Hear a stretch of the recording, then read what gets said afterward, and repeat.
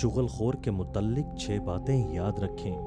حضرت امام ابو اللیث رحمۃ اللہ علیہ نے فرمایا کہ اگر کوئی شخص تجھ سے کہے کہ فلاں شخص نے تیرے ساتھ برائی کی ہے اور تیرے بارے میں فلاں فلاں قسم کی باتیں بیان کی ہیں تو اس کے جواب میں تجھ پر 6 باتیں لازم ہیں۔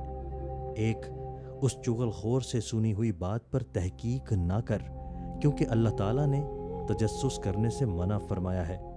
2، اس چغل خور کے کہنے پر اپنے بھائی پر بدگمانی نہ کر، کیونکہ یہ کام حرام ہے اور اس سے بہت سی قومیں ہلاک ہوئی ہیں۔